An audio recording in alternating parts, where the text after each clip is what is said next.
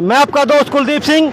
आज हम पहुंचे हैं सिरसा हिसार रोड पे। आप ये देख सकते हैं, ये रोड सिरसा की तरफ, हिसार की तरफ जा रहा है और उधर सिरसा बस स्टैंड है। इसी तरह इसी कड़ी में हम चलते हुए आप लोगों को दिखाते हैं लोकसभा चुनाव सिरसा के अंदर क्या माहौल चला हुआ है, लोगों की क्या राय है और किस तरफ रुझान बढ़ा हुआ है। हम आपको गांव की धरातल से रिपोर्ट दिखाते हैं। आज हम सिरसा शहर के अंदर कुछ साथी मिले हैं, इनसे बातचीत करते हैं। नमस्कार दोस्तों। नमस्कार। नमस्कार जी। जी नमस्कार भाई। क्या हाल है जी? बस बढ़िया जी, राम राम सभी को। पहले तो अपना नाम बताइए। राकेश कुमार जी। राकेश कुमार जी, सिरसा के अंदर क्या कुछ माहौल चला हुआ है? माहौल तो ऐसे है ही, बाकी जनता जो निर्णय है, सरकार है, जो बीजेपी कैंडिडेट हैं अपने अशोक तंवर जी, तो उनका काफ़ी गांवों में विरोध हो रहा है और एक वो दल बदलू नेता हैं, इसलिए आजकल जनता ऐसे नेताओं को वो नहीं कर रही है अपने, ज़्यादातर उनका विरोध हो रहा है दल बदलू नेता का। अशोक तंवर जी के ऊपर सीधा आरोप लग रहा है जी कि वो दल बदलू नेता है। आप सभी देख सकते हैं कि सिरसा से अशोक तंवर जी का सीधा विरोध किया जा रहा है। आप ग्राउंड रिपोर्ट पे भी बार बार देख रहे हैं, गांव की जनता भी यही विरोध कर रही है, शहर में भी यही विरोध कर रही है। और हमारे कुछ साथी हैं, कुमारी शांता जी के बारे में आपके क्या विचार है जी? ठीक है, अच्छी लीडर है कांग्रेस कर, अगर वो इलेक्शन लड़ती हैं तो जरूर वो जीतेंगी, काफ़ी अच्छा माहौल रहेगा उनके पक्ष में इलेक्शन का। कहा यह जा रहा है कि अशोक तंवर जी को नहीं, ये मोदी के नाम पे वोट मिल रहे हैं। नहीं, ऐसे है जी, तंवर जहाँ अशोक तंवर पहले भी एमपी रह चुके हैं और उनका जनता के बीच में इतना अच्छा माहौल नहीं है और जगह जगह उनका विरोध भी हो रहा है उनका। और जो उन्हें 3-4 पार्टियां बदली हैं, कभी नेलों में, कभी आम आदमी पार्टी में, तो आजकल जनता समझदार हो चुकी है इस चीज़ के प्रति। तो वो आमजन को क्या संदेश दोगे जी? आमजन बस अपना बढ़िया इलेक्शन करें, 100% पोलिंग हो, और जो अच्छे कैंडिडेट, जो अच्छा कैंडिडेट लगता है उसके पक्ष में मतदान करें। और भी हमारे साथ कुछ साथी जुड़े हैं। प्रधान जी। हाँ जी। हाँ जी, तो आप क्या कहना चाहेंगे? नमस्कार भाई साहब, सभी को कहना चाहते हैं जो बेस्ट कैंडिडेट हो उसे वोट दी जाए। जो समझ आता है, आजकल की जनता सारी पढ़ी लिखी है, जो जिसको बढ़िया कैंडिडेट लगता है, जो बढ़िया इंसान है, उस बंदे को वोट दे। और बीजेपी की तरफ से कहा जा रहा है कि अब की बार 400 पार करेंगे। 400 पार जी जैसे मर्जी करे, जब जनता के सामने वोट की पोलिंग होएगी तब पता चलेगा 400 पार होती है कितनी पार होती है। तो जैसे हम गांव में जा रहे, जनता ये कह रही है अगर ईमानदारी से इलेक्शन लड़ा जाए तो 150 भी नहीं होती। आप क्या कहना चाहोगे? 100 भी नहीं होती जी। ये तो जनता बताएगी जब वोट आएंगे। चारों तरफ जा रहे हैं, हर गांव में जा रहे हैं, हर जगह पे जा रहे हैं, बार बार पता लग ही रहा है कि जनता 400 पार करेंगे कि कितना पार करेंगे। पिछले 10 सालों में क्या कुछ विकास हुआ देश के बारे में कुछ बता सकते हैं? विकास जी हो ही रहा है जी, देख ही रहे हैं, चारों तरफ विकास ही विकास हो रहा है हर तरफ। सिरसा में तो अभी तक कुछ नहीं दिख रहा जी। धरातल स्तर पर कोई विकास नहीं हुआ। 400 पार के बेशक नारे लगाते रहे, लेकिन साथियों का कहना है कि ये 150 क्या 100 भी नहीं मिलनी, 100 टिकटें भी इनको मिलनी मुश्किल है। ईमानदारी से इलेक्शन लड़ा जाए तो, अगर ईमानदारी से इलेक्शन लड़ा जाए तो। हाँ, तो अगर मैं तो कहता हूँ ईवीएम बैन करके मतदान पेटियों के द्वारा इलेक्शन करवाया जाए तो।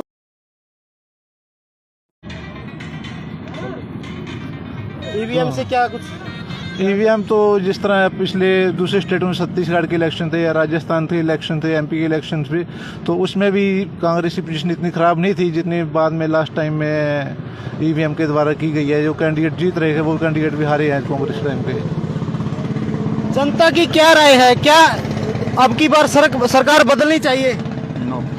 देखो, ये परिवर्तन तो होना चाहिए। मैं तो कहता हूँ 5 सालों बाद कोई ना कोई सरकार में चेंज आना चाहिए। कुदरत भी परिवर्तन करती है मौसम के अनुसार, तो 5 सालों बाद हमेशा ही चेंज परिवर्तन आएगा तो देश तरक्की करेगा। अदरवाइज एक ही सरकार रहेगी तो वो मामला नहीं बनता।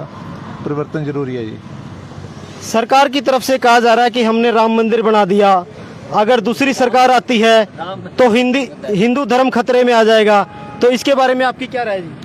सर जी, राम मंदिर तो बन गया, सारे नमस्कार कर रहे हैं, लेकिन फिर घर पे कोई रोटी देने तो नहीं आता ना। राम मंदिर बनने से कोई किसी को घर पे खाना तो नहीं आ रहा।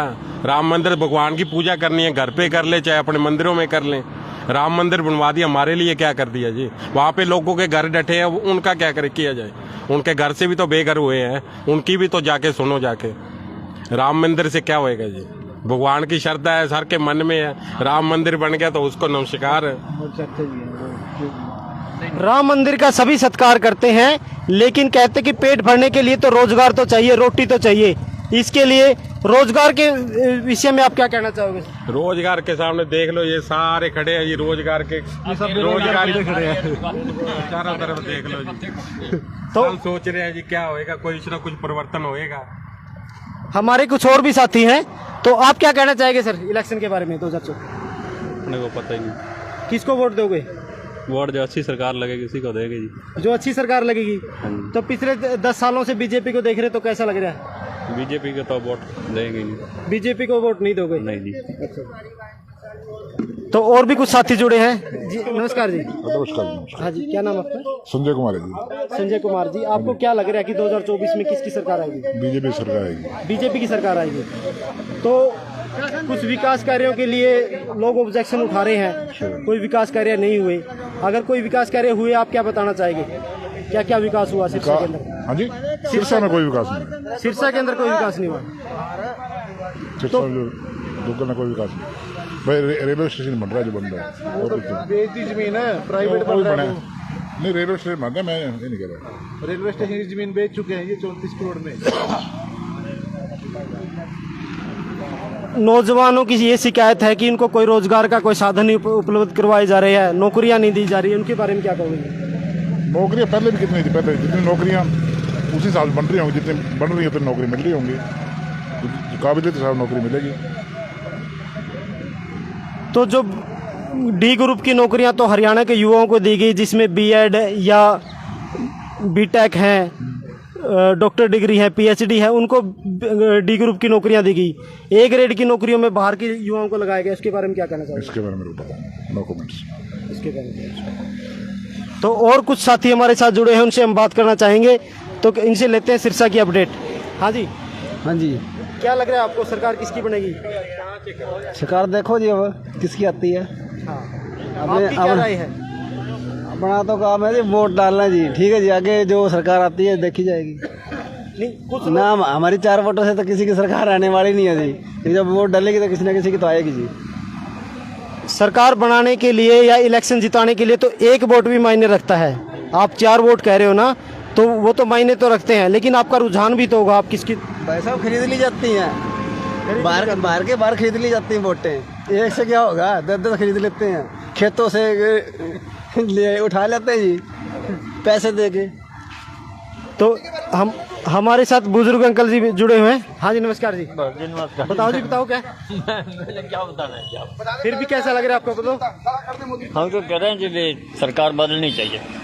बदलनी चाहिए। हाँ, सरकार बदलनी चाहिए। सरकार ने कुछ भी नहीं किया।